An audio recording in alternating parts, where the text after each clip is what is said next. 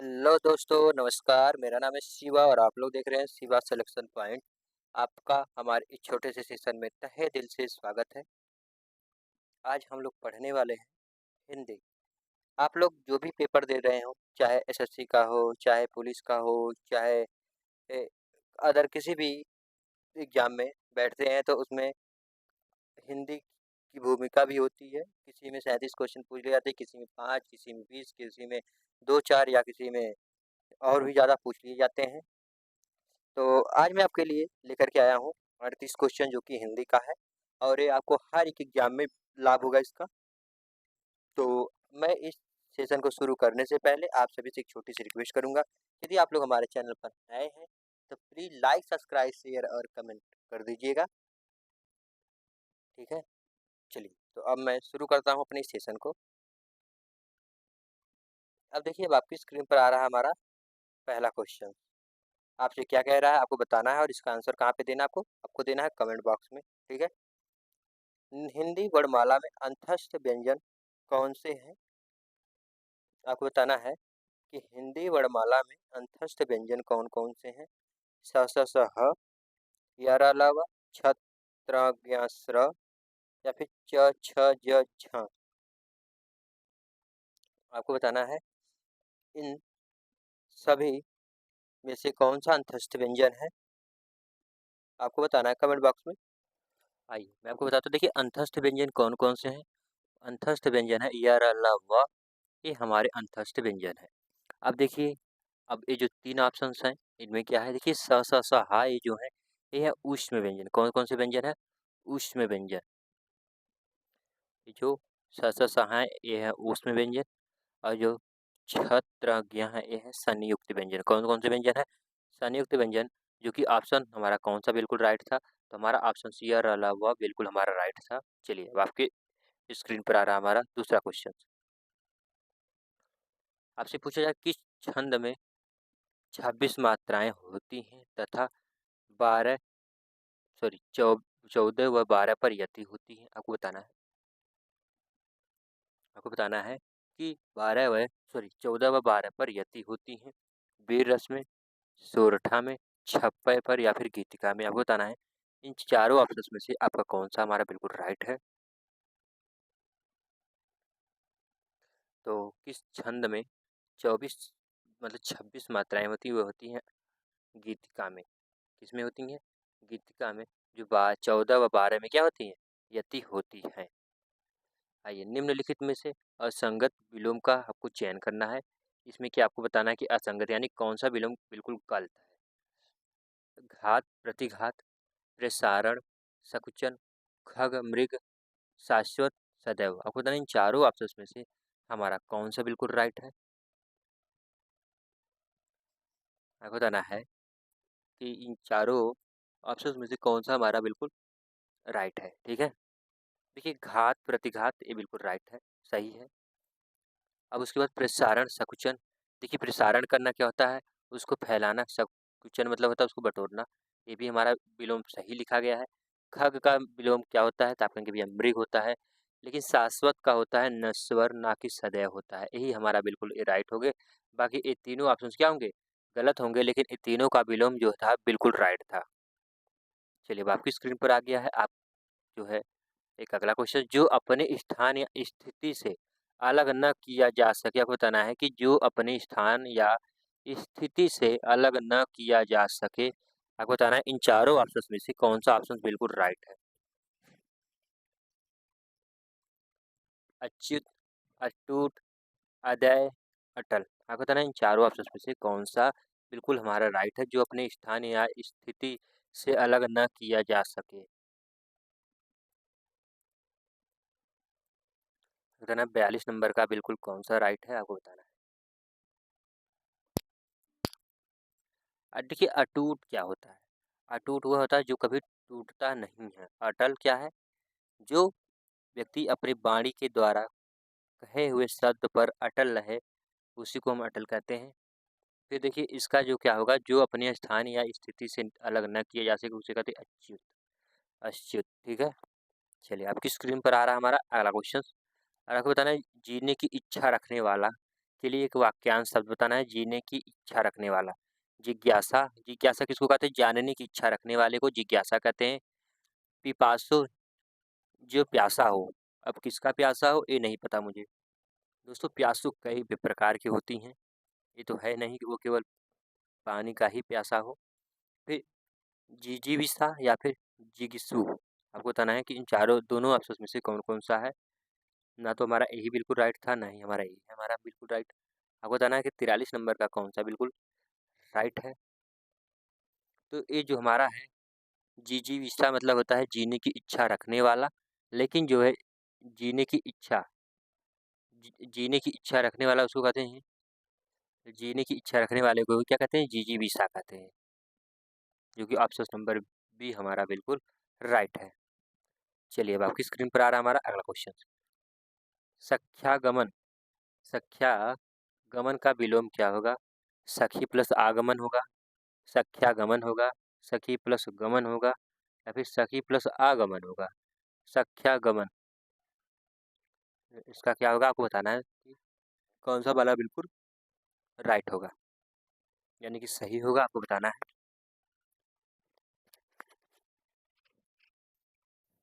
देखिए इसका होगा सखी प्लस आगमन। क्या होगा? सखी प्लस आगमन, जो कि ऑप्शन नंबर ई हमारा बिल्कुल राइट है, सखी प्लस आगमन। और बाकी ये तीनों ऑप्शन क्या थे भैया? तीनों ऑप्शन बिल्कुल गलत थे। चलिए अब बताइए, जब किसी सामान्य बात का विशेष बात से तथा विशेष बात का समान बात से समर्थन किया जाए, वहाँ कौन सा अलंकार होता है? विरोधाभास, संदेह, अंत्या अर्थांतरन्यास, फिर विशेषोक्ति अलंकार। आपको बताना है 45 नंबर का कौन सा बिल्कुल राइट हमारा है।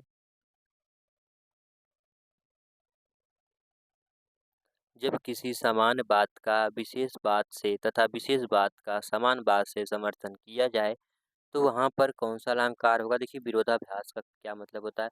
जहाँ पर विरोध व्यक्त किया जाए उसे विरोधाभास कहते हैं, और जहाँ पे संदेह व्यक्त किया जाए वहाँ पर जो है संदेह अलंकार कहते हैं। जैसे नारी बीच सारी है कि नारी की ही सारी है, यानी कि जब कौरवों ने द्रौपदी का चीरहरण कर रहे थे, तो वो उनकी साड़ी खींचते-खींचते रह गए, लेकिन साड़ी कभी खत्म नहीं हुई। तो उसी में से किसी ने बोला था, या फिर जो हमारे लिखे गए, जो कवि ने लिखा था, चाहे उन्होंने ही लिखा होगा कि नारी की ही साड़ी है कि साड़ी की ही नारी है। ठीक, यहाँ पे संदेह व्यक्त किया गया, तो जो कि इस ऑप्शन का हमारा कौन सा बिल्कुल राइट था? इस क्वेश्चन का ऑप्शन नंबर सी यही हमारा था आंसर। ऑप्शन नंबर सी बिल्कुल राइट है। चलिए अब आपकी स्क्रीन पर आ रहा है हमारा अगला क्वेश्चन। अशुद्ध वाक्य का चयन करना है, आपको बताना है कि 46 नंबर का हमारा कौन सा बिल्कुल राइट होगा। आपको बताना है कि अशुद्ध वाक्य का चयन करना है। अशुद्ध वाक्य का चयन कीजिए। कामायनी उच्च कोटि का काव्य है, माता पिता पूजनीय है, आपका भविष्य उज्जवल हो, इस पुस्तक का नया संस्करण प्रकाशित हो रहा है। देखिए कामायनी और कोटि, कामायनी और कोटि तो बिल्कुल सही लिखा गया है, ये हमारा बिल्कुल राइट है। आपका भविष्य उज्जवल, भविष्य भी लिखा गया अच्छा, और उज्जवल भी सही लिखा गया है। ठीक है, इस पुस्तक का नया संस्करण प्रकाशित हो रहा है। संस्करण और प्रकाशित दोनों सही लिखा गया है। देखिए यहाँ पे माता पिता पूजनीय, पूजनीय नहीं होता, पूजनीय होता है। क्या होता है? पूजनीय होता है। ठीक है, देखिए ये होता है पूज्यनीय होता है। ठीक है, पूजनीय, जो कि हमारा ऑप्शन नंबर कौन सा गलत था? बिल्कुल ऑप्शन नंबर ए हमारा बिल्कुल गलत था। क्यों गलत था? क्योंकि इसमें अशुद्धि थी। किसकी अशुद्धि थी? तो जो शब्द लिखा गया था इसे गलत लिखा गया था। ठीक है, पूजनीय होता है, पूजनीय नहीं। चलिए अब आपकी स्क्रीन पर आ रहा है हमारा अगला क्वेश्चन। आपको बताना है छायादार शब्द किसका उदाहरण है? तत्सम, तद्भव, देशज, विदेशज। आपको बताना है तत्सम का, देशज का, विदेशज का, फिर संकर शब्द का। आपको बताना है शायद इस नंबर का हमारा कौन सा बिल्कुल राइट होने वाला है। छायादार शब्द किसका उदाहरण है? देखिए छायादार जो है, ना ही ऑप्शन नंबर ए का है, ना ही सी का है नाई, बी का है किसका? ऑप्शन नंबर डी का संकर शब्द। क्यों संकर शब्द? देखिए छाया प्लस दार। छाया मतलब होता है छाँव, दार मतलब क्या होता है दोस्तों? छाया प्रदान करने वाला वृक्ष को ही हम छायादार कहते हैं। इसीलिए छाया प्लस दार 2 शब्दों से मिलकर बना था, इसीलिए हम इसको क्या कहेंगे?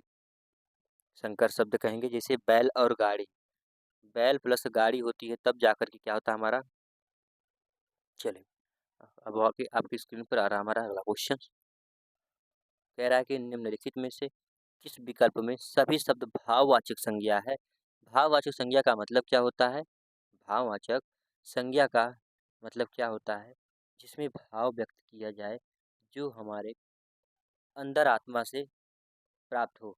जैसे हम अगर प्रेम कहें, जैसे आप किसी से प्रेम करते हो, तो प्रेम भी क्या है? एक भाव है, जो हमें दिखाई नहीं दे रहा है, उसे महसूस कराया जा रहा है कि हाँ, मैं भी आपसे प्रेम करता हूँ, ठीक है? आइए, देखिए जवानी जवानी आपकी बढ़ रही है, आपको दिख नहीं रही है, लेकिन आपकी जवानी बढ़ रही है, इसे हम भाव भी कह सकते हैं। खटास ये भी एक भाव है, लेकिन जो पुस्तक और गंगा, ये क्या गंगा है तो एक नाम है, संज्ञा हो गई। कौन सी संज्ञा हो गई? व्यक्तिवाचक संज्ञा हो गई। ये हमारा बिल्कुल क्या हो गई भैया? गलत हो गई। धैर्य, चालाकी, उदासी, सूर्य। सूर्य भी एक जातिवाचक सूर्य भी एक व्यक्तिवाचक संज्ञा है, क्योंकि सूर्य भगवान का तो नाम है और किसी जाति के थोड़ी है। देखिए उन्नति, कड़वाहट, रसिक, रसिकता। अगर देखा जाए इसमें इसमें भी कुछ अशुद्धि है या नहीं है, क्या आपको पता है? तो देखिए इसमें जो है कोई अशुद्धि नहीं है, तो यही हमारी क्या है? बिल्कुल ऑप्शन नंबर सी बिल्कुल हमारा राइट था। अमीर, गरीब, समूह क्या है? समूहवाचक एक होती है संज्ञा, ये ना ही कि यह होती है भाववाचक संज्ञा। जैसे टिड्डियों का दल, सेना का समूह, ठीक है? शिक्षकों का समूह, अभ्यर्थियों का समूह, ठीक है? जो कि ऑप्शन नंबर हमारा सी ही बिल्कुल राइट था, क्योंकि इसमें किसी भी प्रकार का कोई और संज्ञा था ही नहीं। चलिए आपको बताना है, नीचे लघोक्ति और उनके अर्थ दिए गए, उनमें गलत अर्थ वाली लघोक्ति का चयन करिए। आगे नात न पीछे पगहा, बंधनहीन, तीन तेरह होना, संगठित होना। एक दर्जन के 13 हैं, सब एक जैसे हैं। आँख के अंधे गाँठ के पूरे, मूर्ख लेकिन धनवान। अब बताना है शब्द का जो है कौन सा बिल्कुल राइट होने वाला है। देखिए आगे नात न पीछे पगहा, बंधनहीन यानी कि जिसके आगे पीछे कोई नहीं होता वो बंधन मुक्त होता है। जिस प्रकार एक योगी महाराज जी होते हैं वो बंधन मुक्त होते हैं, ठीक है? अब देखिए एक दर्जन के 13 हैं, एक दर्जन के 13 हैं, सब एक से बढ़कर एक हैं। और सही बात है, जिस परिवार में 200 उसका मुखिया यदि अच्छा होता है तो उस परिवार के सभी लोग अच्छे ही होते हैं। यदि मुखिया ही गड़बड़ है तो उस परिवार के पूरे जितने भी पीढ़ी रहेंगे उस समय के सब एकदम खराब ही रहेंगे। देखिए अब आगे क्या दिखा गया, आँख आँख के अंधे गाँठ के पूरे, मूर्ख लेकिन धनवान। देखिए जो व्यक्ति थोड़ी है कि यदि वो मूर्ख है तो वो भिखारी है, ऐसा हो नहीं सकता। क्योंकि दोस्तों कुछ ही लोग ऐसे होते हैं, तो इसमें दिया गया है कि आँख के अंधे हैं गाँठ के पूरे, मतलब वो मूर्ख है लेकिन क्या है? धनवान है। और 3 13 होना, तो देखिए दोस्तों 3 13 होना का संगठित होना, ये हमारा बिल्कुल सही है। और जो कि एक गलत भी है, जो कि पूछा था ना अर्थ मतलब गलत अर्थ लोकोक्ति का चयन करना है, तो आपका ऑप्शन नंबर बी ही था हमारा, जो 3 13 होना था और संगठित होना यही गलत था। चलिए आपको बताना है गूलर का फूल, इसका मुहावरे का अर्थ क्या होगा? फूल की तरह खिलना, अति प्रसन्न होना, सुगंधित होना, दुर्लभ वस्तु। क्या होती है भैया? दुर्लभ वस्तु। चलिए अब अब बताना है आपको आपको बताना है कि इन चारों ऑप्शंस में से कौन-सा हमारा सही था। यदि दोस्तों आपको इस क्लास की पीडीएफ चाहिए, तो आपको इसी के वीडियो के डिस्क्रिप्शन बॉक्स में मैं अपने टेलीग्राम चैनल का लिंक दिया हूँ, आप लोग वहाँ उसे जॉइन करिए और जो है आप डाउनलोड कर लीजिएगा पीडीएफ वहाँ से, ठीक है? चलिए, देखिए गूलर का फूल जो होता है, अति प्रसन्न होना, ये तो होगा नहीं, सुगंधित होना, ये भी नहीं होगा। फूल की तरह खिलना, तो गूलर का फूल होता ही नहीं है तो खिलेगा कहाँ से? दुर्लभ वस्तु। ये क्या है भैया? दुर्लभ वस्तु। चलिए ऑप्शन नंबर सी हमारा बिल्कुल राइट है, दुर्लभ वस्तु। मैंने रक्षा के लिए कपड़े खरीदे, इस वाक्य में कारक का प्रकार बताइए। अपादान कारक, करण कारक, कर्ता कारक, संप्रदान कारक आपको बताना है।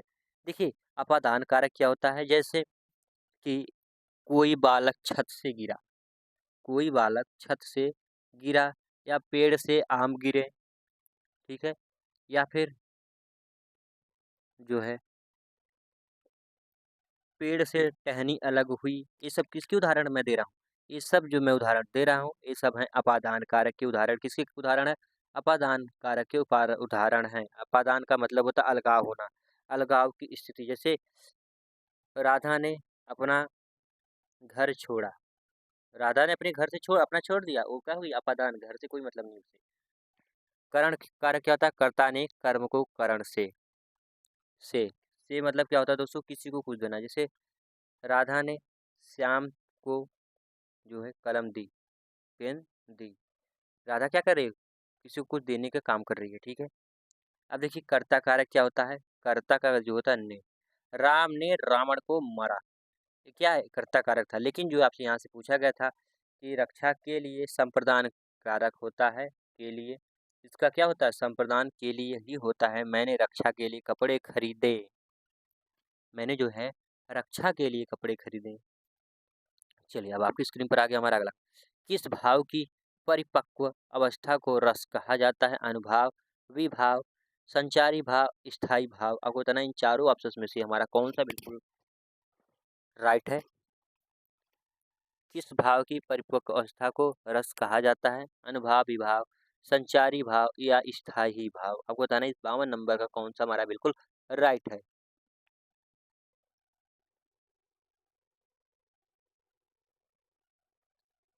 तो देखिए इसका जो होगा ऑप्शन नंबर होगा डी हमारा बिल्कुल राइट, स्थायी भाव। अब देखिए तिरंगा में कौन सा समास है? द्वंद्व समास, द्विगु समास, अव्ययीभाव समास, तत्पुरुष समास।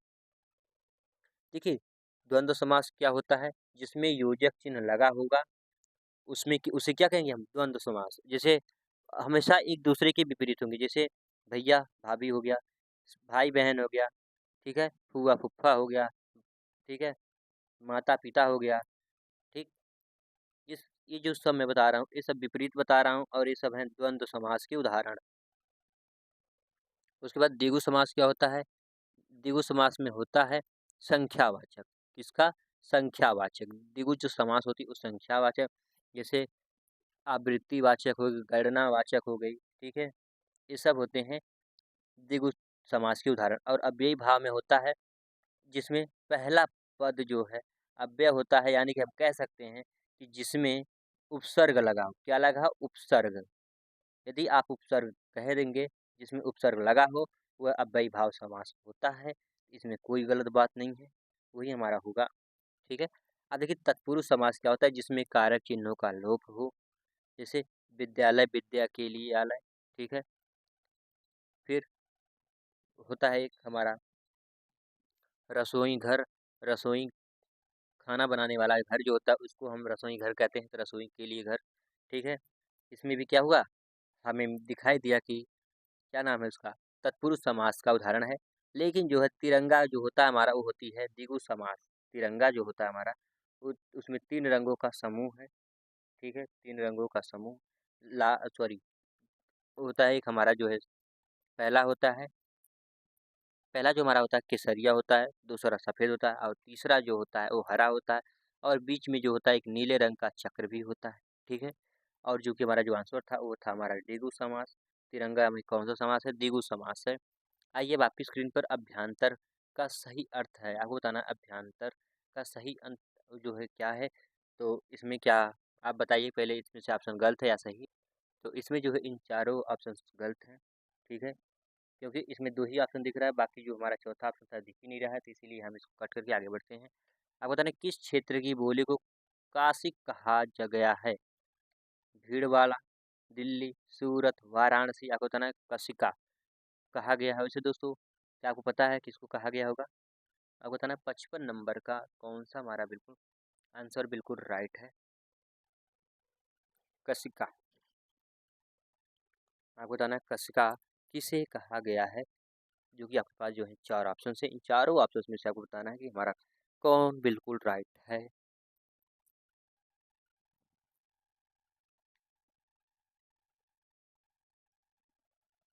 चलिए, तो देखिए किसको कहा जाता है? ये कहा जाता है वाराणसी को, किसको? बनारस को। चलिए, जो कि अब आपकी स्क्रीन पर आ रहा है हमारा अगला क्वेश्चन। समूहवाचक संज्ञा को चिन्हित कीजिए। आपको बताना है पुरुष, गुलाब, गमला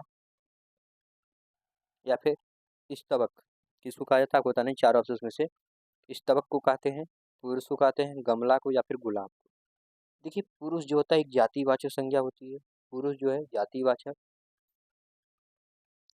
अगर मैं गुलाब कह दूं तो, या फिर गमला कह दूं या फिर स्तबक कह दूं, तो बताइए इन चारों में से कौन सा हमारा समूहवाचक संज्ञा है?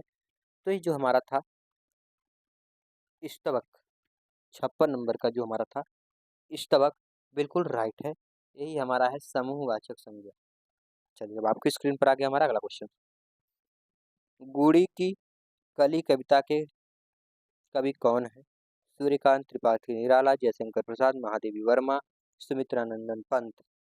अगर था ना इन चारों ऑप्शन में से हमारा कौन सा बिल्कुल राइट है? देखिए जयशंकर प्रसाद की जो रचनाएं हैं, आंसू, झरना, लहर, तितली, कामायनी, ये सब किनकी रचना है? ये सब जयशंकर प्रसाद जी की है। महादेवी वर्मा, निर्जा, यामा, ये सब किसकी है? ये सब जो है महादेवी वर्मा की है। लेकिन गुड़ी की कली कविता के जो कवि हैं कौन है भैया? सूर्यकांत त्रिपाठी निराला हैं, क्योंकि ऑप्शन नंबर ए हमारा बिल्कुल राइट है। आइए निम्नलिखित में से मिश्र वाचक वाचक कह रहा हूँ, वाक्य का चयन कीजिए। निम्नलिखित में से मिश्र वाक्य का चयन कीजिए। प्रातः काल होने पर चिड़िया चहचहाने लगी हैं। आपको बताना है प्रातः काल होने पर चिड़िया चहचहाने लगी हैं। सुबह पहली बस पकड़कर शाम तक लौट आओ। जो विद्यार्थी परिश्रमी है वह अवश्य सफल होगा। राजकुमार ने भाई को मार डाला। राजकुमार ने भाई को मार डाला और स्वयं राजा बन गया। आपको बताना इन चारों ऑप्शन में से कौन सा बिल्कुल राइट है? मिश्र वाक्य का चयन करना था। ये हमारा है जो विद्यार्थी परिश्रमी है वह अवश्य सफल होगा। जिसमें जो सो आ जाए वही हमारा क्या होगा? मिश्र वाक्य होगा दोस्तों। आइए अब आपकी स्क्रीन पर आ रहा है हमारा अगला क्वेश्चन। कह रहा है कि शब्द युग्म के सही अर्थ भेद का चयन कीजिए। अम्बुज और अम्बुद, इसका मतलब क्या होता है आपको बताना है। कमल, बादल, जल कमल, समुद्र कमल, बादल समुद्र। आपको बताना है इन चारों ऑप्शंस में से हमारा कौन सा बिल्कुल राइट है? आपको बताना है। आपके पास जो है चार ऑप्शन है। इन चारों ऑप्शंस का जो है आपको बताना है कौन सा बिल्कुल राइट होने वाला है।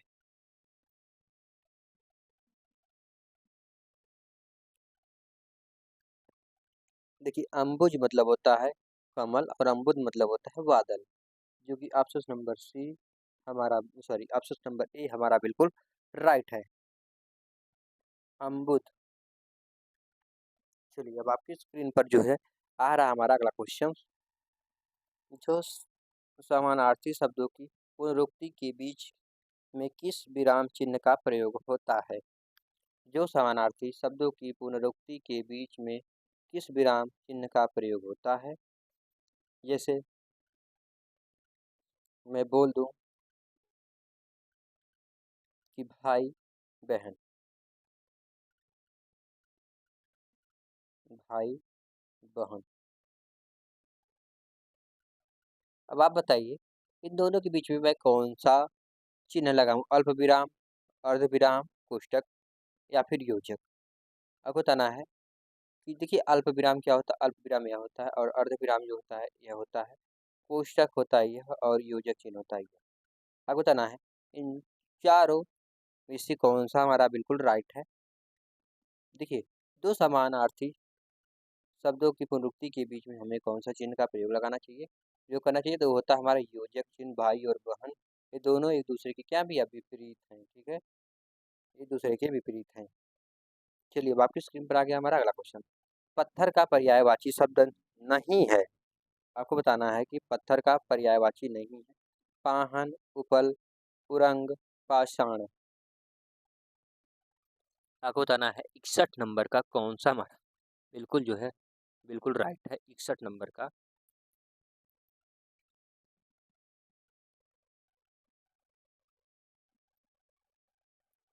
चलिए देखिए इसका क्या होगा। पाहन मतलब होता है पत्थर, पाषाण मतलब पत्थर होता ही है, उपल मतलब भी होता है पत्थर लेकिन उरंग मतलब नहीं होता है। उरंग मतलब पत्थर नहीं होता है। अब चलिए अब आपकी स्क्रीन पर आ रहा है हमारा अगला क्वेश्चन। आपसे क्या कह रहा है? आप सबको धोखा धोखा दे सकते हैं आप खुद को नहीं, वक्त को नहीं दे सकते। देखिए आपसे क्या पूछा जा रहा है, आपको बताना है कौन सा हमारा बिल्कुल राइट होने वाला है। 52 नंबर का यह एक वाक्य दिया गया है, ये आपको यरलवा या फिर यरलवा, यलवर या फिर वलयर या फिर रवलय, इन चारों ऑप्शंस में से आपको बताना है कि कौन सा हमारा बिल्कुल राइट है और कौन सा हमारा बिल्कुल सही ऑप्शन है जो इन इस वाक्य को पूरा करने में हमारी मदद कर सकता है। आप लोग बिल्कुल ध्यान से पढ़िए इसको, फिर मैं आपको बताता हूँ इसका आंसर क्या होगा।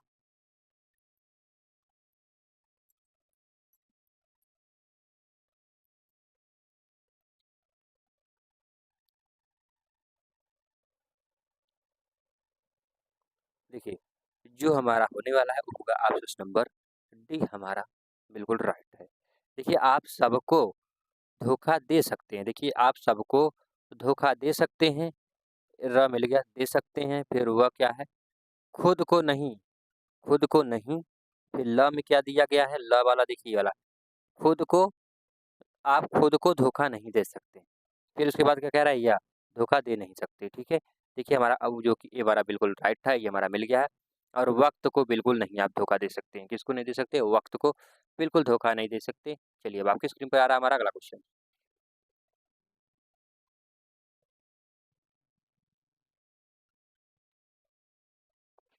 चलिए अब आपको बताना है इन चारों ऑप्शन में से हमारा कौन सा बिल्कुल राइट है। परिमाणवाचक क्रिया विशेषण अव्यय क्या है? क्षण भर, अन्यत्र, अत्यंत, निःसंदेश। आपको बताना है इन चारों ऑप्शन में से हमारा कौन सा बिल्कुल राइट है। परिमाणवाचक क्रिया विशेषण अव्यय वाक्य क्या है, अव्यय क्या है? इन चारों ऑप्शन में से आपको बताना है बिल्कुल राइट कौन सा है।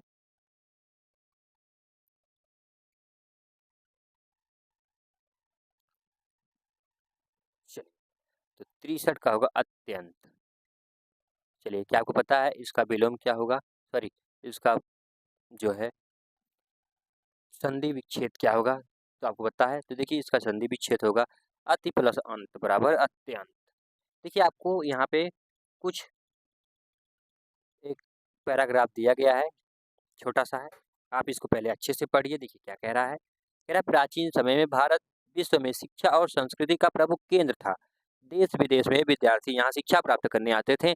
प्राचीन भारतीय शिक्षा प्रणाली के अंतर्गत विद्यार्थी को पुस्तकीय ज्ञान और आध्यात्मिक ज्ञान प्रदान करने के साथ-साथ उन्हें शारीरिक शिक्षा भी प्रदान की जाती थी। आप इसको एक बार दोबारा अच्छे से पढ़िए, उसके बाद मैं जो है अब फिर आपको क्वेश्चन दिखाऊँगा, ठीक है? इससे संबंधित, ठीक है?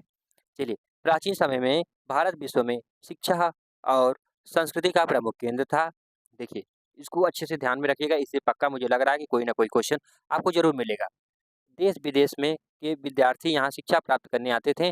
प्राचीन भारतीय शिक्षा प्रणाली के अंतर्गत विद्यार्थियों को पुस्तकीय ज्ञान और आध्यात्मिक ज्ञान प्रदान करने के साथ-साथ उन्हें शारीरिक शिक्षा भी प्रदान की जाती थी।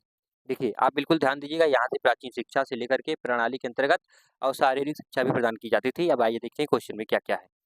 देखिए, प्राचीन समय में विश्व में शिक्षा और संस्कृति का प्रमुख केंद्र क्या था? मैंने बोला था ना, आपसे पूछा जाएगा भारत था, ठीक है? क्या था? भारत। आइए अब दूसरा क्वेश्चन क्या है? प्राचीन शिक्षा शिक्षण संस्थाएँ ध्यान देती थी शिक्षार्थी के व्यावहारिक विकास पर, शिक्षार्थी के विद्यार्थी के स्वास्थ्य पर, पुस्तकीय विकास पर, या फिर आपको बताना है कि ऑप्शन नंबर सी, क्या इसमें क्या होगा? आपको पता है? तो देखिए इसमें जो था हमारा विद्यार्थी के चतुर्मुखी विकास पर, ठीक है? चलिए अब आगे बढ़ते हैं, अपने फिर उसपे चलते हैं। अब देखिए यहाँ पे मिला था हमें, बहुमुखी पर विकास पर ध्यान देते थे। देखिए, विद्यार्थियों के बहुमुखी विकास पर ध्यान देते थे। यहाँ तक तो हमारा 2 क्वेश्चन तो हमें मिल गया है। अब देखिए आज की स्थिति भिन्न है।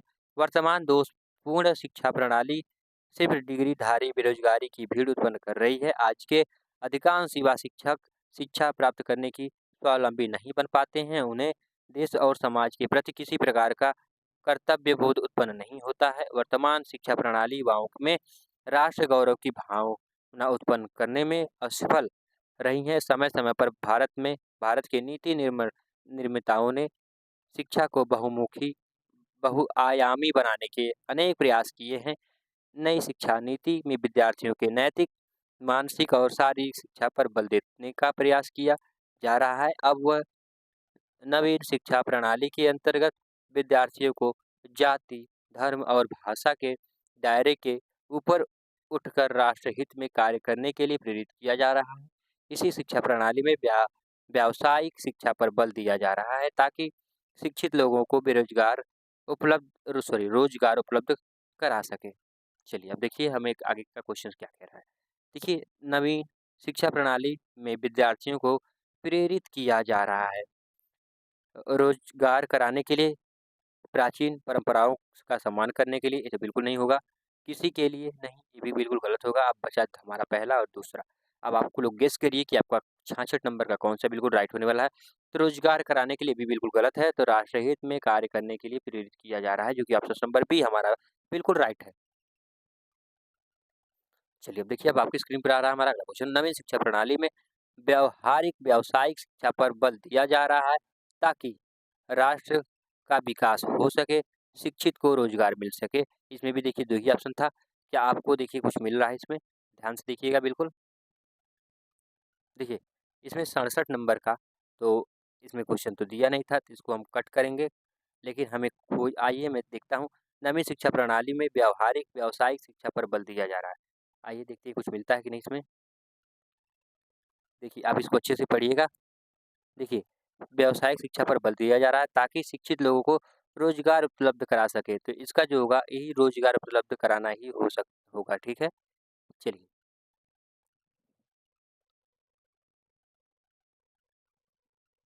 आइए देखिए अब हमारा पुस्तकीय अब वो खत्म हुआ हमारा पैराग्राफ का। अब देखिए इसमें क्या कह रहा है, पुस्तकीय शब्द में प्रत्यय बताइए। य प्रत्यय है, ईय प्रत्यय, ई या फिर की प्रत्यय है। अब बताना इन चारों ऑप्शंस में से हमारा कौन-सा बिल्कुल राइट है? देखिए, पुस्तक पुस्तक प्लस ई होता है, ठीक है? जब आप पुस्तक को अलग करेंगे, की को अलग करेंगे तो इसमें निकला क्या? ऑप्शन नंबर सी ई निकलेगा, ठीक है? आइए अब आपकी स्क्रीन पर आ रहा है हमारा दूसरा वाक्य में त्रुटिपूर्ण भाग का चयन कीजिए। अनेक अध्यापकों, शिक्षाविदों तथा भाषा शास्त्रियों का शास्त्रियों का सहयोग मिला है। इन चारों ऑप्शन में से बताना है किसमें क्या गलत लिखा गया है या फिर कोई त्रुटि नहीं है, बताना इन चारों ऑप्शन में से हमारा कौन-सा बिल्कुल राइट होने वाला है।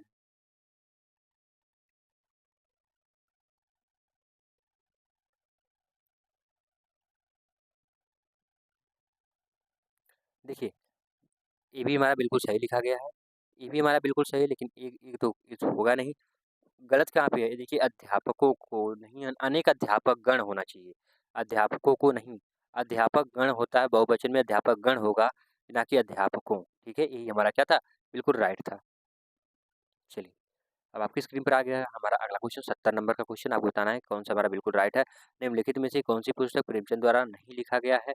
तो देखिए रंगभूमि, कर्मभूमि, ध्रुवस्वामिनी या फिर कालायपल। आपको बताना है कायाकल्प।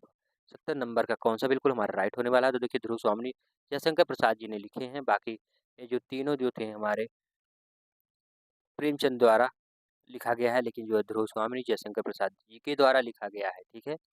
आइए निम्नलिखित में से कौन-सा अष्टछाप का कवि है? निम्नलिखित में से कौन अष्टछाप का कवि है?